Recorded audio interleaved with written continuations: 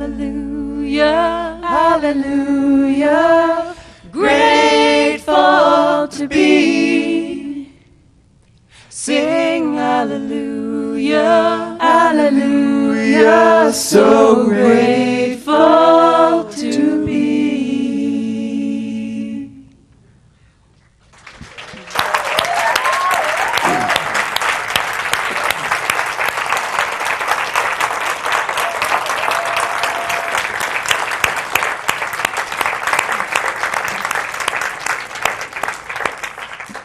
How blessed we are to have you with us and sharing your gift not only here but in the world. And I just want to thank you. It's been such an honor to have you guys join us. We are abundant beings. Yes, thank you. And yet sometimes we forget that, don't we? I don't know about you, but sometimes I move into a mentality of what's missing, of what's not right. Even sometimes I go completely all the way to what's wrong with myself, with the world around me, with all of these things. And if I'm not careful, I can dwell there. You see, there's a saying that if you, it's okay to walk through the valley of death, just don't pitch your tent. Right? Just walk through, keep going, right? So I was struck by a statement by Eckhart Tolle that I wanted to speak to today, and he says, acknowledging the good that you already have in your life is the foundation of abundance. You see, we're moving into the time of Thanksgiving, where we are reminded to do what we should already be doing, and that is to give thanks for the many blessings in our lives. But he's saying to us the very foundation of our abundance is to recognize the wholeness, the fullness of our life already. You see, when we're not careful, we can move into a mentality that believes that we're not enough, that life isn't right, that all kinds of things are amiss. But there is a way of living in the world that recognizes truth. And so we often say that there is spiritual truth, and the spiritual truth is that there's wholeness, love, joy, harmony, peace, all good, all the time. Then there are facts. And then the facts sometimes aren't reflective of the divine truth, but it does not diminish the truth. So our job is to recognize what is. So if I were to take a 16-ounce glass of water, and into the 16-ounce glass of water, I put 8 ounces, an empty glass, 16-ounce empty glass, and into the empty glass I put 8 ounces of water. I could find out so much about you by asking you a question. And the question is it half full or half empty? Now, some of you in the midst would say, the pessimist would say it's half empty. The optimists in the room would say, well, it's half full. But the enlightened in the group would say it's completely full. Half of it's water, half of it's air. So, now you know where you have to work. Right? Because you see, this is the spiritual truth, is to see what is. To see the divine reality. I've been speaking this week about some wonderful experiences of the divine, and it is my belief that when we listen to the words of the Master, the Rabbi Jesus, when he spoke to the people, he was not blocked by the condition of the person that was having a challenge. He did not see the disease, he saw the wholeness. And in seeing the wholeness, called that forth. You and I, as spiritual beings, have that capacity to see beyond the appearance of things, to see beyond the condition of things, and to know a spiritual truth and reality and call that forth. Each of us is gifted with that capacity. I want you to hear this. This is why I believe he said to us, greater works than these you can also do. You see, if you go back, and I know you do, I know many of you were so grateful to have that extra hour this morning for your Bible study. you can read the story, and the story talks about how Jesus gathered around himself 12, and he taught them these ways. And the 12 then went out and taught others, the 70.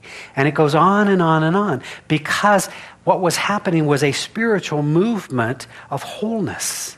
And people were having their lives enhanced and enriched. So it wasn't that one person could do this. The whole message that is greater works than these, you can also do. But sometimes we have to learn to think differently, to see differently, to perceive reality differently. You see, often what we find is that we are, as that great Zen saying says, we are like that person standing in a stream dying of thirst. Let you have a cone moment there. We're like that person standing in the stream dying of thirst. We're like the fish swimming in the water going, where's the water? You see, the divine is all around us, everywhere present, always available. But as the Master said, we must have eyes to see and ears to hear. In other words, we have to enter into a higher dimension of understanding to perceive reality. How did you like having that extra hour this morning? Yay. I liked it. But here's the problem. Nobody tells the dog. The dog's like, Dad, it's time. Yeah, so there's a flaw in our system. I don't know why I told you that, but it's true. Anyways.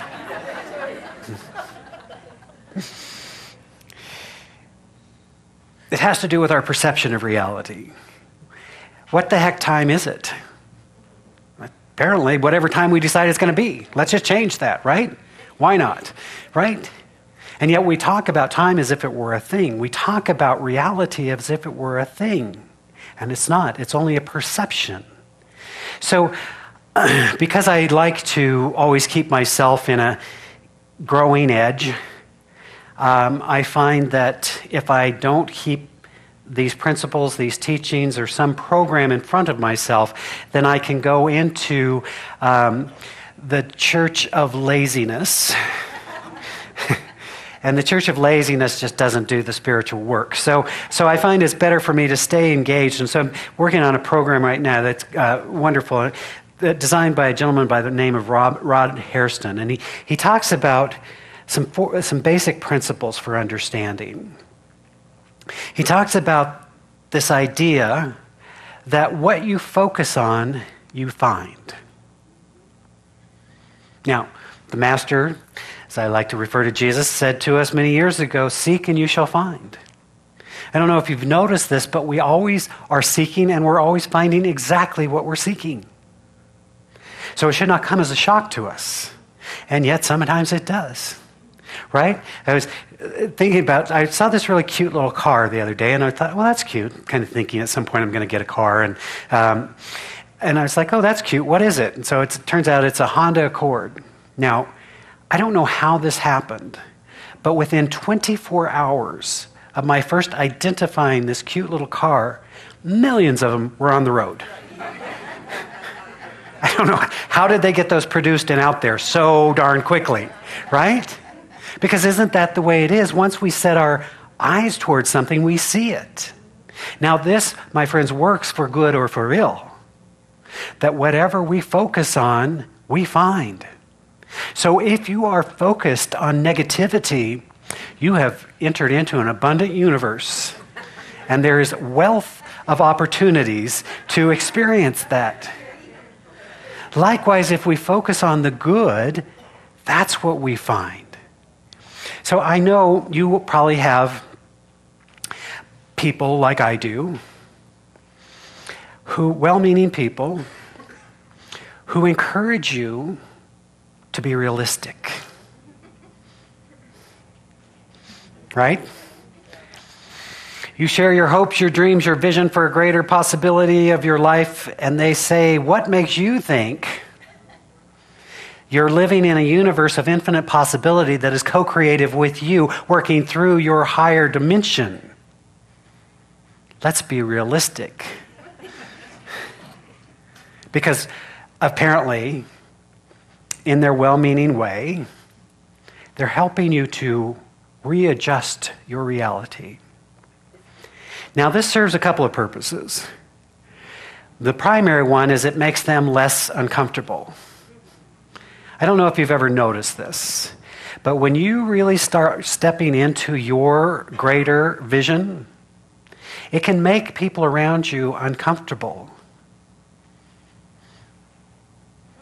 Let's just let that be what it is, right? But we always get to be a decision.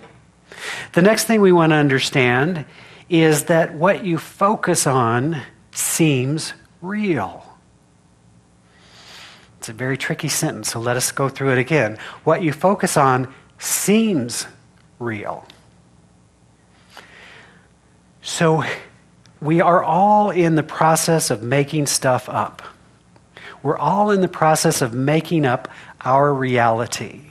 And we're looking around, and what we believe, what we are focusing on seems real. We see it as if we have evidence. I was sharing this experience that I had, because one of the things I like, I'm always putting challenges in front of myself. And so 16 weeks ago, I enrolled in a healthy body challenge, right? And so when I did that, I set some activities having to do with eating and drinking water and exercise and all that sort of thing. And then I set some goals. And I set a goal of a certain weight that I wanted to achieve. Friday was the last day of that 16-week challenge. And lo and behold, I didn't hit the weight. Now, I work out 4 or 5, sometimes 6 times a week. Doing weights, running, swimming, doing that Stairmaster Beast, whatever. I think it's the Stair Torture Chamber or something. I don't know what name they came up with for it, right? So I was doing the activity. I was eating the thing, but then I'd look at my little scale. Me, you know. Now, my friend refers to, I have a mentor friend who calls this, be aware of the toxic scale syndrome, where you pay attention to that and not what's happening. So I kind of went into a funk and like, you know, right? I'm not always enlightened. I try and be enlightened on Sunday mornings. But you know, the rest of the week, it's a hit and miss for me. So then I'm thinking, well, I should get ready and I should, you know, and it's cooler now. I should start wearing a jacket again. And went to my closet and grabbed my jacket and put it on. And it swims on me, or I swim in it, or it's too big. Yay, I know. Same jacket. It's actually the jacket that I had taken in. And it's way too big for me. So, I know.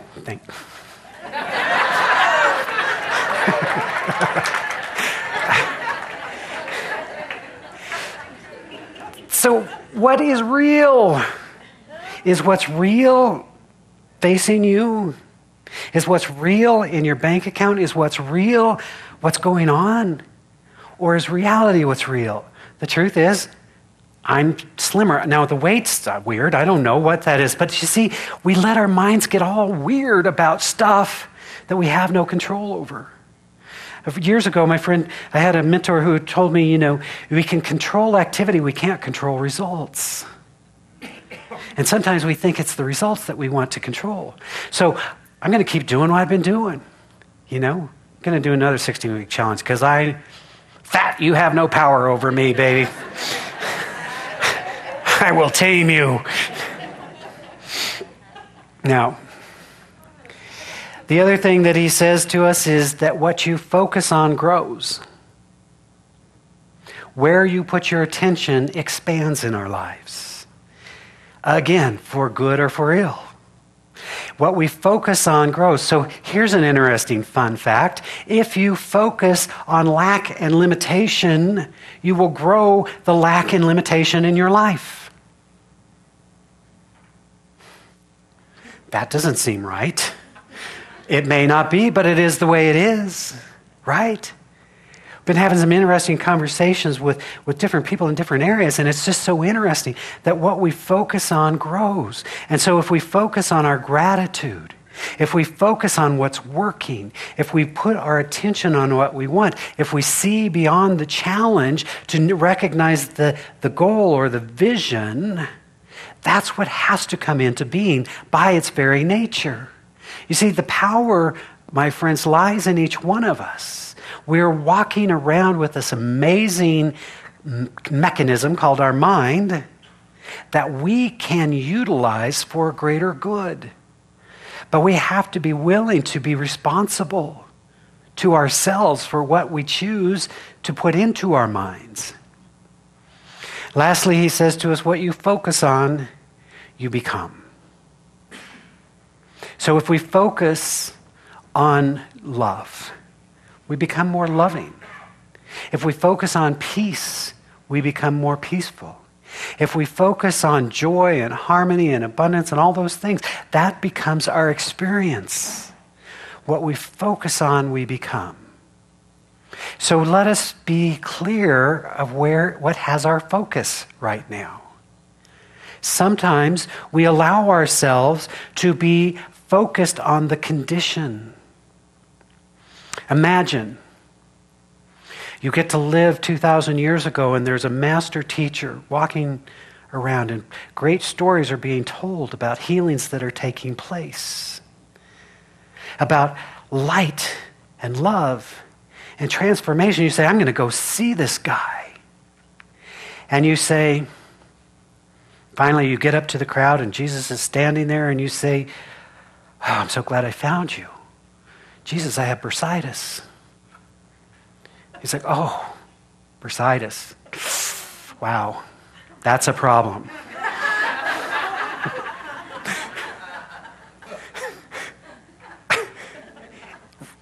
Be a little disappointment, wouldn't it? Right? But that's not what he did. Right?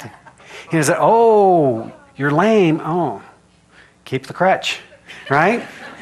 I want you to hear this.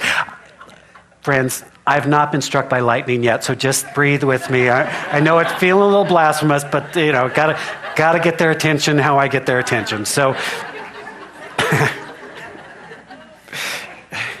right?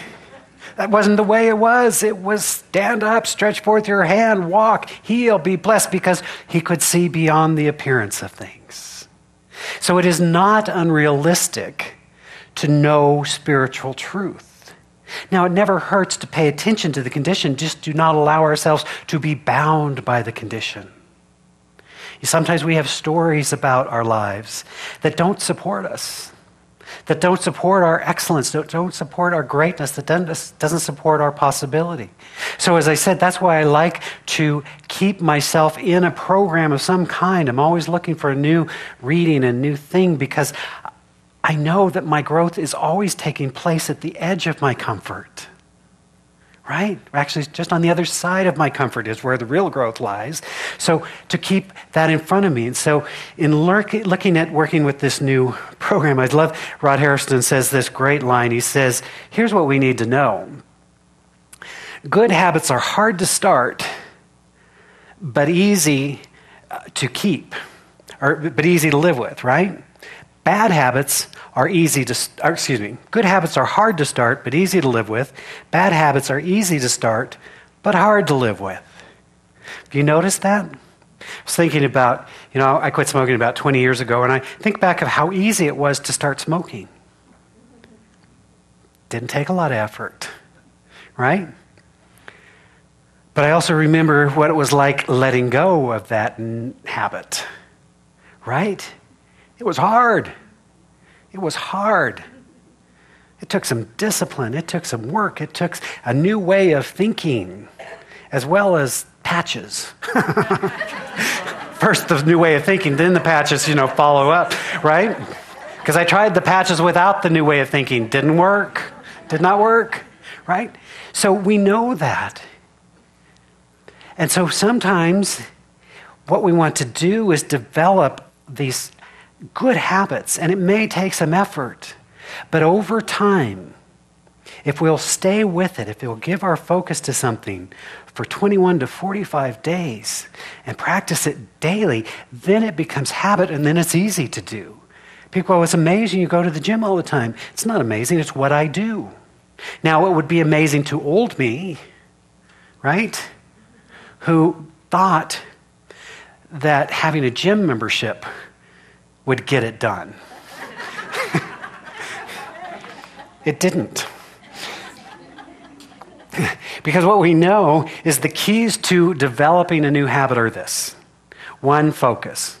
What am I putting my attention on? 2, self-talk. How do I speak to myself? And 3, the physical expression. We might call that action.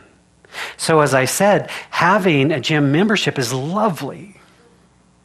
Going into the gym and using those crazy machines, even better.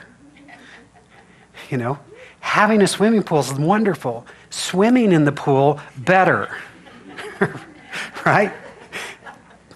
Now, it took me 56 years to figure this out. Right?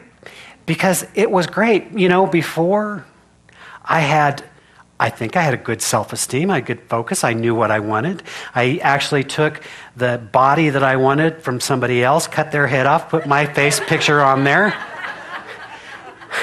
I got to tell you, that guy has a rockin' body. Now, it's weird because he's black, but, you know, it's a... kind of like... You're very pale. Your face, anyways. Rockin' body, though, right? My image of who I want to be. Said great affirmations. Spoke to myself well. But actually putting that into action and doing the things that brings that about is what completes the triad, and then results happen. So just, you know, we're all in a process, right? We're learning how to be that person. For me, this is what I love, because I know every one of you in this room is facing a challenge. Every one of you. Now, I don't know what the challenge is. I don't know how big it is or how small it is, but I do know this. How do I know this? Because you're breathing. You're alive. Something in your life is challenging you, right? So let us have that be okay. Let us have that be actually the thing that keeps moving us forward. Any challenges in our life is the opportunity to perceive reality differently, to bring new awareness, new consciousness, new activity, new action into expression. Some of you are facing great big challenges. Some of you, we might look at, well, we always look at other people's and go, well, that's no big deal. Let me tell you about my challenge. Mine's real. Mine's powerful, right? But it's only as powerful as the power we give to it. See, this is the lesson. We have to learn how to focus on what we want. We have to learn how to focus on our vision. We have to learn how to bring that vision into expression. These are skills that we learn.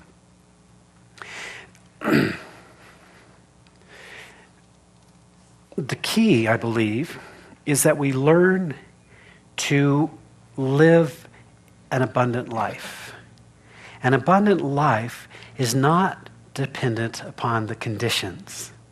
See, sometimes people think, well, if I had X number of dollars, then I would have an abundant life. But I would suggest to you, an abundant life is a way of living. It is a way of giving and graciously receiving. It is a way of serving and allowing ourselves to be served.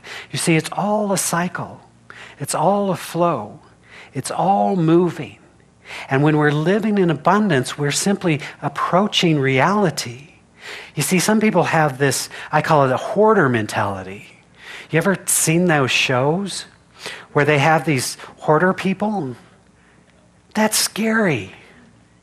Some of you are in the room. No, I don't know that for a fact.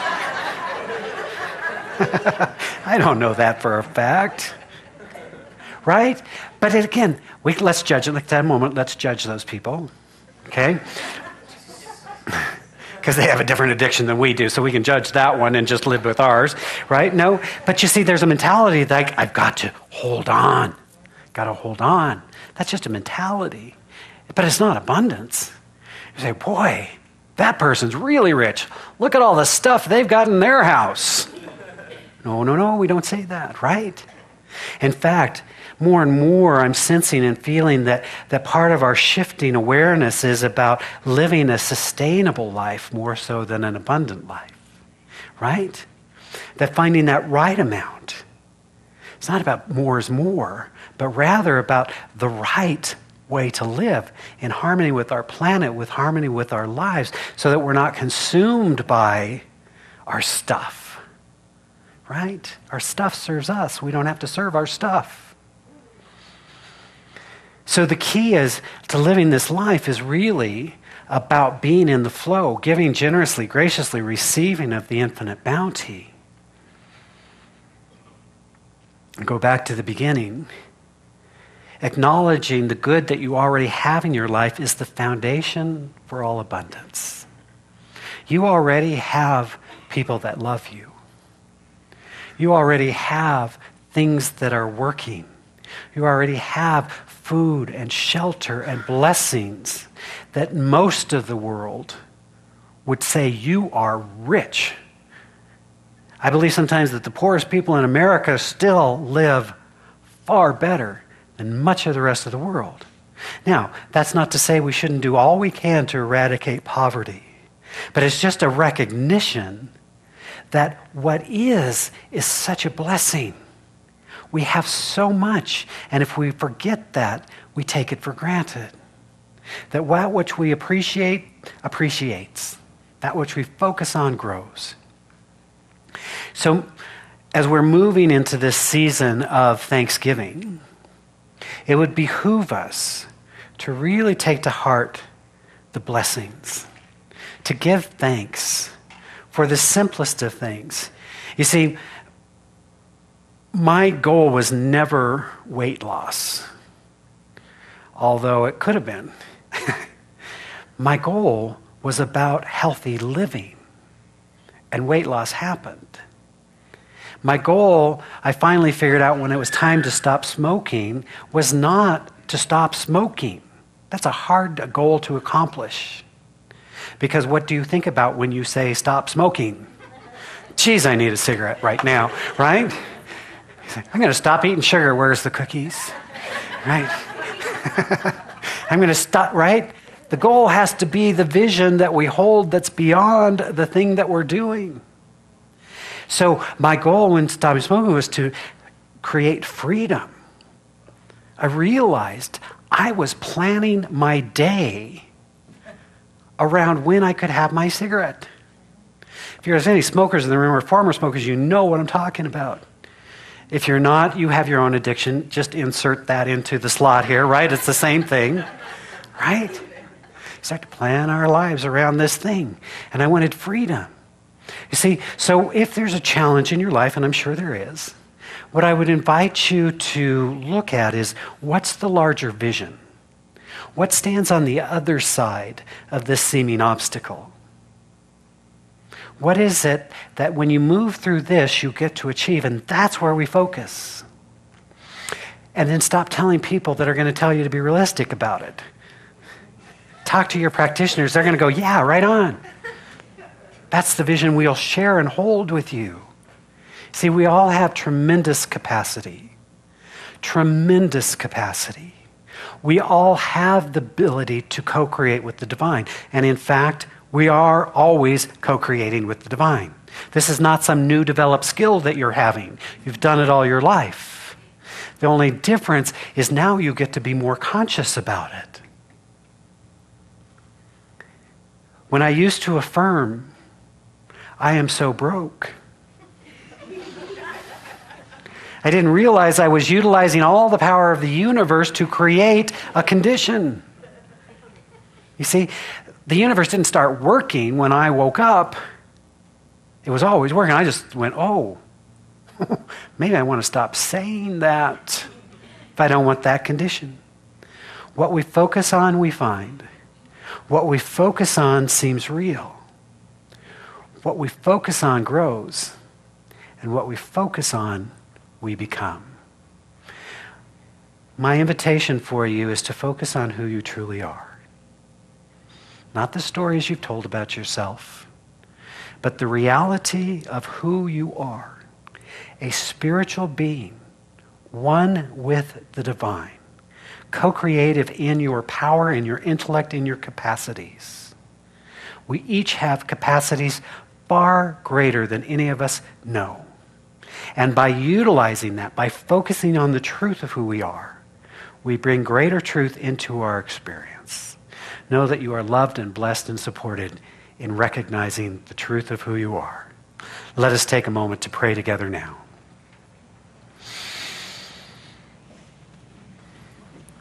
As we take this moment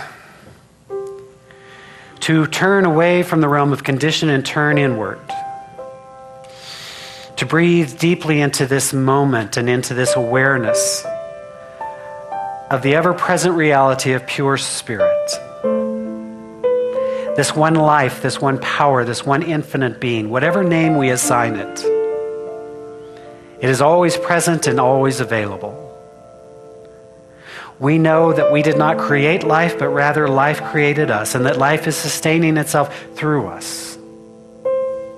And therefore we know that, as the Master said, we move and have our being in the divine. Calling forth this awareness, recognizing and knowing that we live, move, and have our being in this presence. We bring our attention and our intention to it. We're speaking the word of truth because the truth is what sets us free. Knowing this greater spiritual reality, knowing this greater possibility is ours for the awakening. So we open our hearts in this moment to the presence of absolute unconditional love. We open our minds to divine wisdom. We choose to see with new eyes and to hear with new ears. As Spirit whispers to us and speaks to us the truth, we call forth this reality. We call forward the reality of perfect wholeness. And knowing that that wholeness is revealing and expressing itself through us as health, as well-being, as vitality. We're seeing ourselves filled and overflowing with life, with light, with love. We call forth the reality of unconditional love as we choose to see ourselves with new eyes. We choose to love ourselves unconditionally. We forgive ourselves freely, and therefore it becomes very easy to forgive others. We allow our relationships to be lifted up, to be healed, to be transformed through the power of unconditional love. We recognize and know that in this moment, we are abundant beings. We are one with the source and substance that is the creator of all that is. So we release those shackles that bind us, the limitations of thought. We awaken and embrace the divine possibility, seeking its expression. We give thanks for the infinite blessings in our lives. We see each moment as the precious gift that it is. We truly are abundant beings right here and right now. And I'm simply inviting you that whatever the challenge is that you may be facing, to recognize and know that in this moment, a new possibility exists. To be willing to set it down and to see beyond the appearance to the greater vision of possibility that is making itself known. And in that realm, the challenge becomes the gift, the transformative gift of infinite possibility. How grateful I am to bear witness to this truth, that this divine reality. I know that we are blessed beyond measure. And because we are blessed, we extend a blessing. We bless this spiritual community, knowing that it is divinely guided, abundantly supplied in all ways.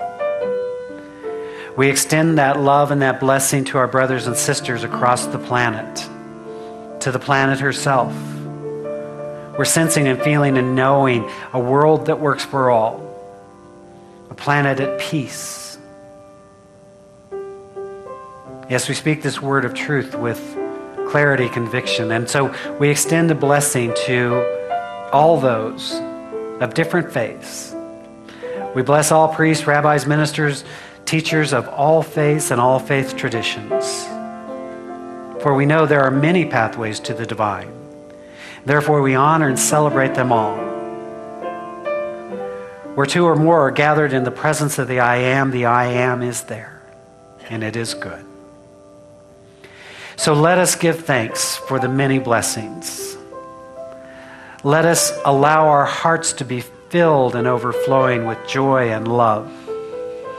Let us give thanks for this time, for this inner realization. Let us give thanks for a law of mind operating upon the consciousness that we have established. Knowing that as we speak this word, it goes forth to be blessing to all. And so it is with gratitude that we simply release this word, knowing that it is so, as together we say, and so it is.